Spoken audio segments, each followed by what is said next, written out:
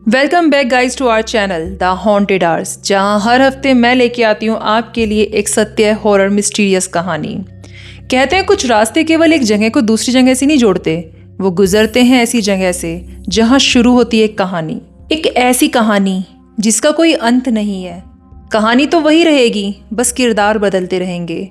दिन में आप उन रास्तों को नहीं पहचान पाओगे, वो रास्ते बिल्कुल नॉर्मल लगेंगे, लेकिन जैसे जैसे रात होती है वो रास्ते बदल जाते हैं। सड़क वही होगी, हवा वही होगी, बस एहसास बदल जाता है। आपको लगेगा कि इन रास्तों पर आप अकेले सफ़र कर रहे हैं, लेकिन कोई होता है जो आपके साथ सफ़र कर रहा होता है, बस वो आपको दिखता नहीं है, उसका एहसास आता है। आज हम आपको एक ऐसे ही रास्ते के बारे में बताने जा रहे हैं, दिल्ली जयपुर NH48। कहते हैं रात को जिसने भी इस रास्ते पे सफ़र किया है वहाँ उसने कुछ अजीब देखा है। उस रास्ते से वो एक ऐसा एक्सपीरियंस लेके जाता है जिसे वो ज़िंदगी भर नहीं भूल पाता। वो एक नाइटमेयर की तरह उसके साथ साथ चलता है। इस रास्ते पे आपको एक लड़की दिखती है, मानो उसे पता है कि आपको किस ओर जाना है। वो बार बार आपको उस रास्ते पे दिखेगी, लेकिन वो आपके करीब नहीं आती। ऐसा लगता है कि एक रास्ता है जहाँ वो आपको लेके जाना चाहती है। तो चलिए बिना समय गवाए शुरू करते हैं आज की कहानी। हो सकता है आप में से बहुत से लोगों ने उस हाईवे पे सफ़र किया हो और वो चीज़ एक्सपीरियंस की हो, खासकर मानेसर से नीमराणा के बीच का सफ़र। साल 2022, दिवाली से 2 दिन पहले का दिन। दीपक और महेश जो बेसिकली तो राजस्थान के हैं, लेकिन दिल्ली में रह के नर्सिंग की पढ़ाई कर रहे हैं।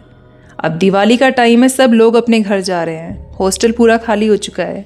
ये दोनों भी दिवाली पे राजस्थान जाना चाहते हैं, लेकिन प्रॉब्लम ये थी कि ना तो रेल का टिकट हो पा रहा था, ना ही बस में सीट मिल पा रही थी। महेश दीपक से कहता है यार टिकट तो अपने हो नहीं पा रहे हैं, क्यों ना हम बाइक से चलें। दीपक कहता है इतना लंबा सफ़र है, बाइक पे कैसे ट्रैवल करेंगे। तो महेश कहता है कभी तू चलाइयो कभी मैं चलाऊंगा, सुबह तक हम पहुंच जाएंगे घर, और कम से कम दिवाली की पूजा अपने घर पे होगी। दीपक भी सोचता है कि रात को निकलेंगे, सुबह तक घर पहुंच जाएंगे, कम से कम दिवाली की पूजा अपने घर होगी, और वैसे भी हॉस्टल में कोई है नहीं तो यहाँ रुक के करेंगे क्या। तो रात के लगभग 9 बजे दोनों हॉस्टल से निकल पड़े अपने घर की तरफ। अब ये धोला कुआं से होते हुए गुरुग्राम पहुंचते हैं। यहाँ तक सब कुछ नॉर्मल था, वही दिल्ली NCR का ट्रैफिक, लाइट्स।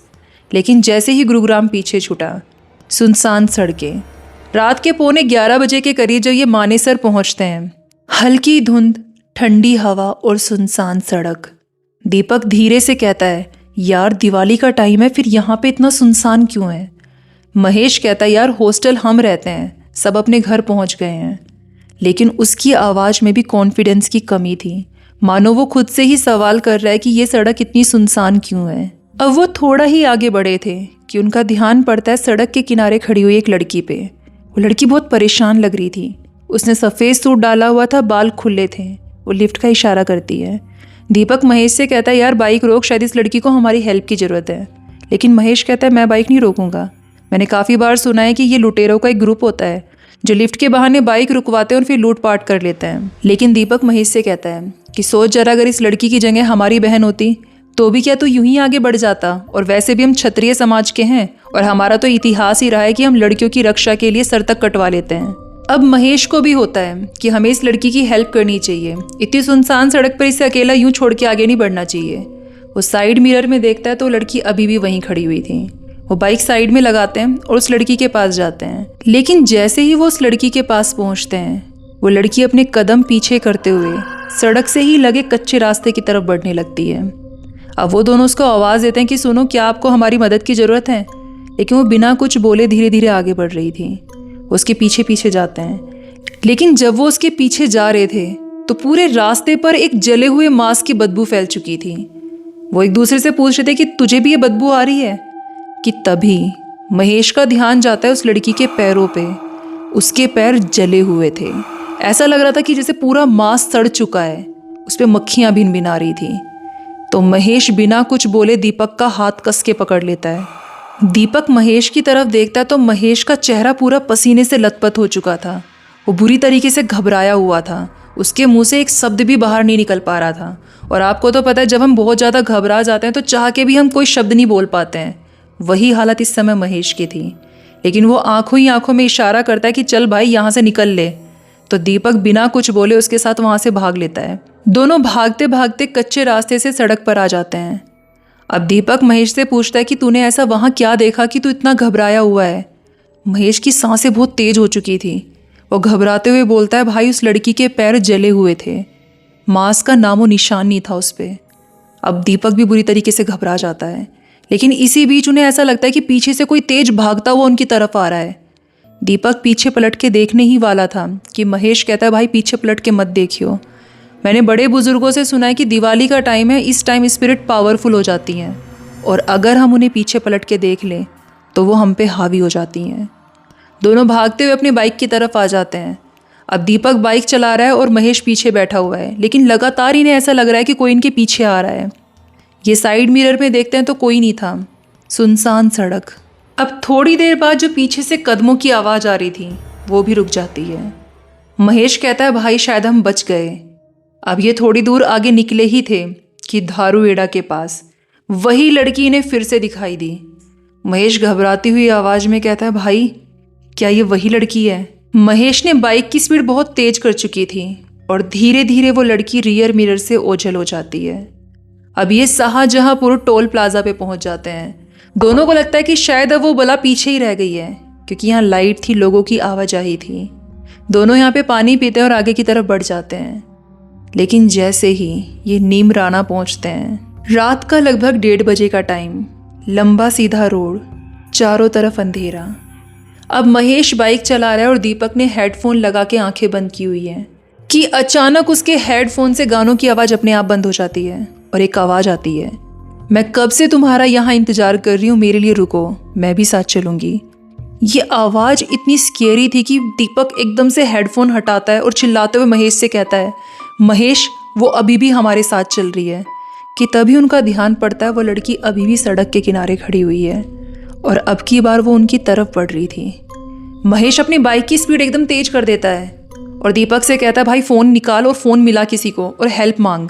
लेकिन जैसे ही दीपक फ़ोन निकालता है, फ़ोन में तो सिग्नल ही नहीं है। अब उन्हें समझ में आ चुका था कि वो एक ऐसे लूप में फंस चुके हैं जिससे निकलना इतना आसान नहीं है। जिस सफ़र के लिए वो इतने एक्साइटेड थे, अब वो एक ऐसी रात में बदल चुका था जिसका अंत उन्हें भी नहीं पता। घर जाने की जल्दी तो अब भी थी, लेकिन अब डर इस बात का था कि क्या वो घर पहुंच भी पाएंगे। लेकिन अभी तो इनके साथ और बुरा होना बाकी था। जैसे ही ये शाहपुरा के पास पहुंचे, इनकी बाइक अचानक बंद हो जाती है। ना कोई जर्क, ना कोई इंजन साउंड, बस साइलेंस।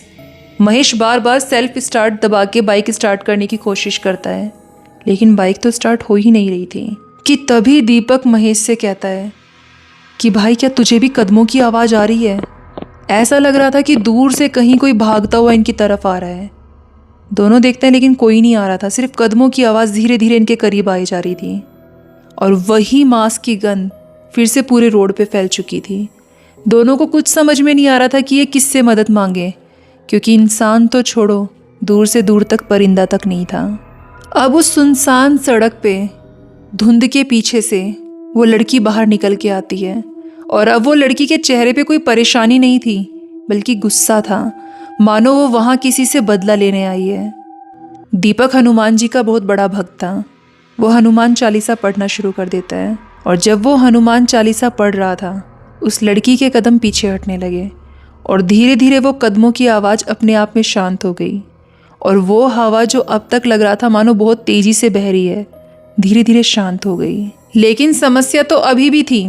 कितनी सुनसान सड़क, आधी रात और दूर से दूर तक कोई नहीं और इनकी बाइक बंद पड़ी थी।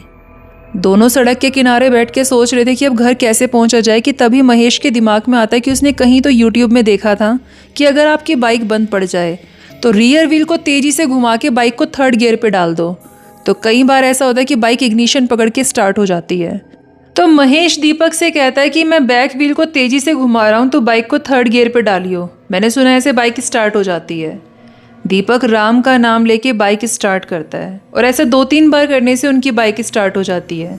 अब जैसे ही बाइक स्टार्ट होती है, दोनों के चेहरे खिल उठते हैं और अब ये उम्मीद आ जाती है कि फाइनली हम अपने घर सेफ पहुंच पाएंगे।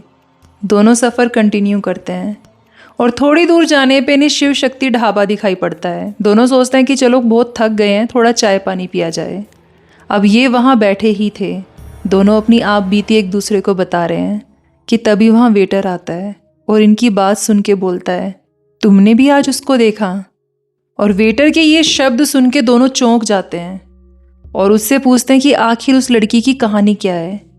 तो वेटर बताता है कि कई साल पहले एक लड़की अपने घर की तरफ लौट रही थी और उसी मानेसर से नीमराना के बीच के रास्ते में उसका लिफ्ट मांगते हुए एक्सीडेंट हो गया। बताते हैं वो लड़की जब एक्सीडेंट हुआ उसके बाद कई घंटे तक जिंदा रही, लेकिन किसी भी गाड़ी ने उसकी मदद नहीं करी। सब उसे इग्नोर करके आगे बढ़ते रहे। तो लोगों का मानना है कि वो आज भी वहाँ लिफ्ट मांग के लोगों को उसी जगह ले जाना चाहती है जहाँ उसका एक्सीडेंट हुआ था। वेटर अपनी बात को आगे बढ़ाते हुए कहता है कि वैसे तो वो कई लोगों को दिखी है, लेकिन उसने आज तक किसी को नुकसान नहीं पहुंचाया। शायद वो सिर्फ एक संदेश देना चाहती है कि जब भी किसी का एक्सीडेंट हो तो उसे इग्नोर करके आगे नहीं बढ़ना चाहिए, उसकी मदद करनी चाहिए। क्योंकि हो सकता है वो इंसान आपके लिए बिल्कुल आम हो, लेकिन वो किसी का परिवार हो सकता है, किसी की ज़िंदगी हो सकता है, किसी की माँ हो सकती है, किसी का भाई हो सकता है, और हो सकता है वो आप भी हो सकते हैं। अब दीपक और महेश जो अब तक कितने डरे हुए थे, अब वो थोड़ा भावुक हो जाते हैं। इस रात के बाद अब NH-48 उनके लिए केवल एक हाईवे नहीं था, बल्कि एक जगह थी जहाँ डर और विश्वास दोनों साथ साथ चलते हैं। उस दिन के बाद में उन्होंने NH-48 पे कभी रात को सफ़र नहीं किया। क्या आपने कभी NH-48 या किसी ऐसे सुनसान हाईवे पे रात को सफ़र किया है जो पूरा सुनसान हो, लेकिन आपको लगे कोई आपके साथ सफ़र कर रहा है? आई होप आपको आज की हमारी ये सत्य घटना अच्छी लगी। अगर आपको वीडियो अच्छी लगी तो वीडियो को लाइक करना बिल्कुल ना भूलें और चैनल को सब्सक्राइब करना तो बिल्कुल ना भूलें। मिलते हैं अगली किसी सत्य घटना के साथ, तब तक के लिए धन्यवाद।